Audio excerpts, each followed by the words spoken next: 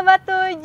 Halo Sobat 7, welcome back to Ask the Doctor bareng sama Lisa Anissa. Dan kali ini di episode kali ini spesial banget buat ayah-ayah dan bunda-bunda yang ada di rumah yang pengen tahu perkembangan si kecil ataupun lagi kondisi pandemik ini gimana sih biar caranya anak tetap aman. Nah, jangan khawatir, ada Lisa si Bunda Manja 2020 terak tak dung barengan sama dokter Andreas. Halo. Dokter Andreas, apa kabar? Lumayan baik. Baik ya. Jadi dokter Andreas ini adalah dokter anak. Dokter anak, Betul. Karena betul. kita mau bahas soal anak. Kalau bahas soal saya jadinya dokter mamah muda. Aduh, enak. Oke, dokter gimana nih? Ini kan lagi kondisi pandemi Hmm. kayak gini. Rumah sakit lagi hektik nggak sih? Kalau rumah sakit hektik enggak juga sih. Sekarang ini justru malah sepi. Oh, oke. Di kuburan. Ah ya ampun, kayak hatiku juga. Aduh, ya Sepi. ampun. Oke, concern banget sih ini yang namanya kesehatan anak ya, Ya, kesehatan anak kecil. Kadang anak kecil itu katanya nggak bisa luput dari yang namanya sakit gitu kan. Ya. Apa-apa gitu kalau misalnya anak kecil sakit, Mm-mm. biasanya dikaitin sama oh mau pinter katanya gitu. Kasihan banget ya, mau pinter harus sakit dulu. Aturan mau pinter belajar gitu Iya, ya. bener. Ini sakit terus. Emang ada kaitannya itu mau pinter sama sakit ya? Kalau mau pinter sakit mitos. Oh. Nggak ada ceritanya anak mau pinter harus sakit dulu. Oh, oke. Jadi anak itu memang lebih mudah sakit Ah. dibanding orang dewasa karena memang organ tubuhnya belum bisa atau belum berfungsi dengan baik seperti kita nih yang udah dewasa. Jadi ketika dia sakit itu kekebalan tubuhnya jauh lebih rendah dibandingin orang dewasa. Jadi gampang banget kena virus, kena bakteri, kena ya yang lain-lain lah gitu. Tapi proses healingnya cepet Proses healingnya tergantung dibanding responnya. dewasa. Oh, tergantung. Tergantung juga, kalau misalnya kondisinya bagus ya healingnya juga jauh lebih cepat gitu. Makanannya terjaga, tidurnya terjaga, pasti healingnya jauh lebih baik gitu. Wah, lagi pandemik lagi. Wah, makin aja panik gitu kan. Betul. Apalagi kalau misalnya ngeliat anak ya udah panas, rasanya tuh berasa menjadi selebriti. Aduh, Agnes mau nangis gitu. Kayaknya tuh pengen narik panasnya dia kayaknya buat ke bundanya aja deh supaya bundanya yang sakit gitu. Kan nggak tega juga ya. Iya. Nah, apalagi banyak ayah-ayah dan bunda-bunda yang sekarang nih kan lagi musim nikah nih. Ya kan? Ya kan, pasti banyak ayah-ayah dan bunda-bunda yang baru juga. Gimana sih biar nggak panik gitu kayak pertama kali ngurus anak, anaknya sakit, apalagi terutama demam atau panas. Cara penanganan pertama gimana? nah anak demam itu biasanya banyak banget bisa sakit tadi penyebabnya virus, bakteri ataupun yang lain atau kayak hal sederhana tumbuh gigi itu kadang anak bisa demam. Nah, jadi hal yang pertama yang paling gampang dikasih itu sebenarnya kasih cairan jauh lebih banyak. Jadi berikan minum jauh lebih banyak dari yang biasa diminum sehari-hari. Kalau perlu baru dikasih obat penurun panas. Kalau nggak bisa turun juga baru bawa ke dokter. Jangan didiemin aja. Jangan didiemin aja. Iya. Oke. Nah, tapi kan juga ada kayak misalnya yang masih konvensional gitu ya. Aduh, apa-apa anak kecil tuh sakit nggak usah diobatin gitu. Apa-apa nggak usah pakai obat kimia. Itu katanya bisa dikombinasiin pakai bawang merah, dikasih minyak terus dibalurin ke badannya. Itu dari segi medis gimana nih? Oke. Kalau kompres pakai, nah ini ada yang salah nih. Kompres pakai air dingin kebanyakan. Nah itu salah. Oh, Sebenarnya itu kompres itu pakai air hangat. Nah makanya kalau pakai bawang tadi pakai minyak bener boleh juga. Kenapa? Karena bisa bikin badannya hangat. Kalau badannya hangat otomatis otak di kepala nih bilang suhu di luar panas. Jadi turun deh tuh suhunya, otomatis demamnya turun gitu. oke. Jadi yang salah ini selama ini yang pakai kompresan air dingin ternyata salah ya. Salah. Nah, justru yang pakai bawang merah dan minyak itu benar Boleh. ya. Itu bayi apa sambal matang? Enak itu kalau dimakan. Makanya dok. Tapi kalau nggak bisa juga, setelah dikasih obat penurun panas 1 hari 2 hari nggak bisa juga, baru bawa ke rumah sakit. Kondisi kayak begini, baik nggak baik, kondisi pandemi harus tetap dibawa ke rumah sakit. Kenapa? Walaupun katanya di rumah sakit itu banyak virus, otomatis pasti gampang tertular. Ternyata nggak gitu. Justru datang ke rumah sakit, protokol kesehatan dijalankan dengan baik. Dibanding main ke mall sana, jalan-jalan, Jadi tetap harus bawa ke rumah sakit. Kenapa? Di sana protokol kesehatan dikerjakan dengan sangat amat baik. Jadi nggak usah takut ke rumah sakit gitu. Jadi aman ya. Aman Nah, banget. ini kan ada anak kecil nih yang kayaknya risih gitu kalau pakai masker. Hmm. Mau deh gitu, susah gitu, apalagi lagi panas kayak gitu. Nah, itu gimana dok ya? Nah, kalau rekomendasi Ikatan Dokter Anak Indonesia itu pakai masker di atas 2 tahun. Kalau di bawah 2 tahun nggak boleh pakai. Kenapa?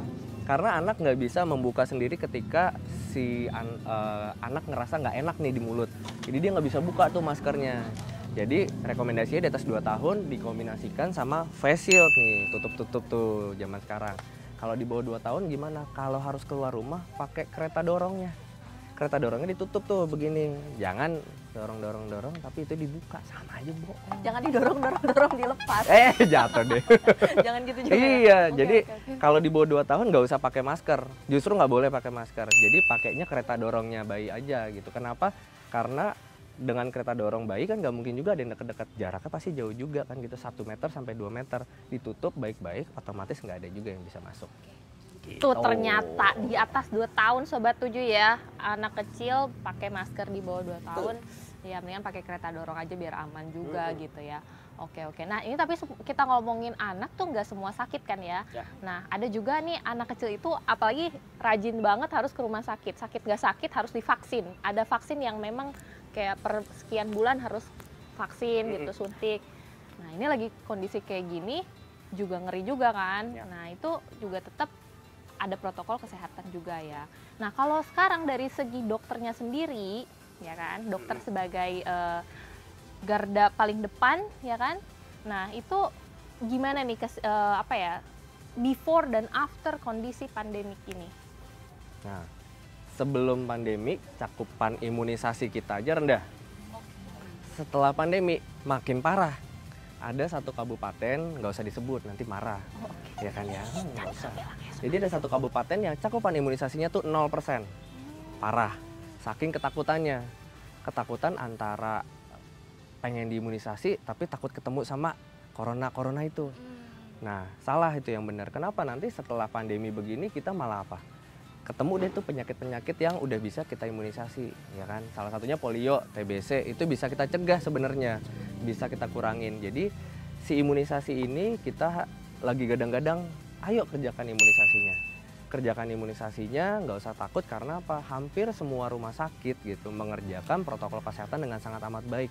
Bahkan ada yang melakukan namanya home care imunisasi. Jadi bawa tuh dokternya datang bersama tim ke rumah untuk imunisasi dengan pemakaian alat-alat APD yang lengkap gitu.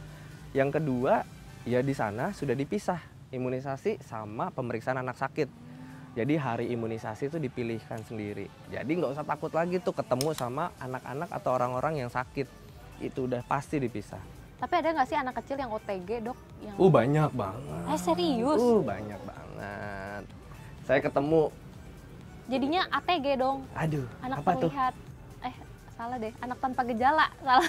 Terlihat galau ya, salah. Oke, jadi ada anak yang OTG. Banyak banget dan justru anak ini, nah ini terakhir ya, kondisi anak itu justru dia sebagai penular paling efektif saat ini. Apa? Serius? Ya Kenapa begitu? Karena rata-rata pada anak ini gejala justru nggak ada. Nggak kelihatan apa-apa, tiba-tiba justru malah diperiksa swabnya positif. Justru ini, kalau kita rata-rata batuk, pilek, demam kelihatan pada orang dewasa, anak tuh hampir karena kita udah tua kali ya, jadi kayak lebih rentan. Ada juga ternyata anak kecil yang OTG. Nah itu gimana dong? Pas ketika sakit itu nggak tahu dong ya, berarti nanti pas ke rumah sakit tiba-tiba dia dibilang sehat taunya OTG, wah ngeri juga ya. Justru itu, ketika datang ke rumah sakit pasti semua tenaga kesehatan itu menanyakan riwayat kontak. Artinya apa? Orang tuanya, ya kan? Orang tua tuh pasti ditanyakan kerja atau stay at home. Kalau kerja jelas pasti nanti tetap di screening. Nggak ada ceritanya gejala atau nggak ada gejala pasti di screening. Tapi kalau nggak ada kontak keluar, stay at home aja semuanya aman. Dilihat semua yang nganter aman, harusnya sih aman. Gitu. Kalau dokternya sendiri nih ya, setelah pandemik, lagi di masa pandemik ini, kalau dulu kan sebelum pandemi kayaknya ya pakai jas dokter selesai gitu kan. Kalau sekarang bener-bener harus pakai APD level 3 juga gitu. Ya, kalau kita ketemu sama pasien yang probable atau suspek, mau nggak mau kita harus pakai level 3. Lengkap tertutup dari atas sampai bawah. Kalau misalnya kita lagi imunisasi, kita pakai begitu, anaknya nanti takut, nggak mau diimunisasi.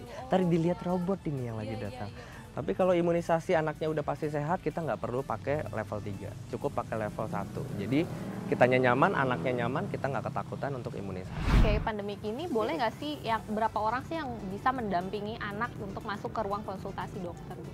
Oh ya, di dalam protokol kesehatan ini jelas diatur bahwa yang bisa datang atau menemani ke dalam ruangan pemeriksaan jelas hanya 1 orang. Jadi anak sama pendampingnya, baik itu ibu, ayah, ataupun pengasuhnya, itu terserah.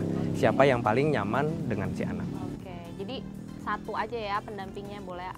Jangan bawa ayah, ibu, kepala sekolah, guru BK, kepala sekolah, guru BK, kepala sekolah, guru BK.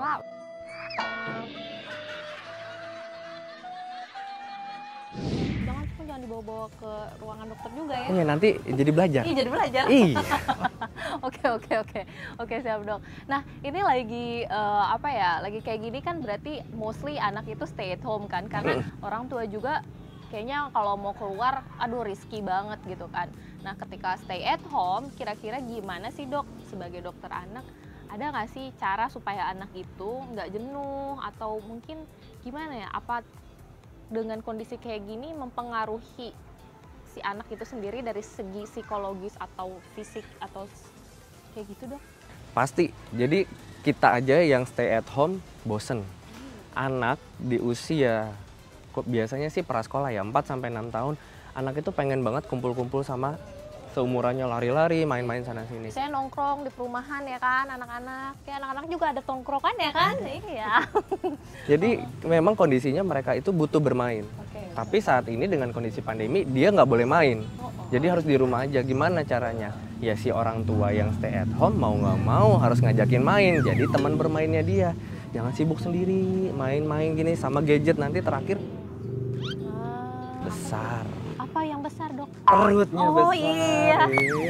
Jadi memang akhirnya kita harus memutar otak si orang tua gimana caranya supaya akhirnya si anak nggak bosan. Boleh nggak sih keluar? Boleh, kalau saya sih bilang boleh aja, lu main-main deh keluar gitu. Tapi jalan-jalan dalam mobil, main deh ke depan rumah, lari-lari bareng main bola, boleh. Boleh, tapi jangan datang ke kerumunan yang banyak banget anak-anaknya, udah jangan dibawa. Ini main di depan enggak, bawanya ke mall. Aduh, capek deh. Nah itu dia Sobat 7 2020 tarak tak dung tarak tak dung tarak tak dung. Jadi kalau misalnya soal anak di tengah pandemi COVID-19 ini, itu sebenarnya aman-aman aja kalau misalnya ayah bunda nih mau bawa anaknya untuk ke rumah sakit ya kan, untuk either untuk kasih vaksin atau mungkin cek kesehatan, itu sebenarnya nggak apa-apa ya kan. Nah untuk di rumah ini juga ternyata ada pengaruhnya juga, selama stay at home ini bisa bikin si anak itu stres atau imunnya menurun, dan itu bisa di boost lagi imunnya dengan cara menerapkan pola hidup sehat yang pastinya buat anak sendiri itu juga ada lagi ya, pola hidup sehat untuk anaknya. Jadi ayah bunda di rumah nggak usah pusing, bunda masih bisa cantik-cantikan, ayah masih bisa keren-kerenan ya kan, sambil jaga anak-anaknya di rumah. Oke, nah dokter makasih banyak loh soal yang ini. Nanti kita bakal ngomong lagi nih Sobat 7, masih seputar anak ya kan, dan juga mamah muda dan juga dokter muda. So jangan kemana-mana, tetap di Ask the Doctor. So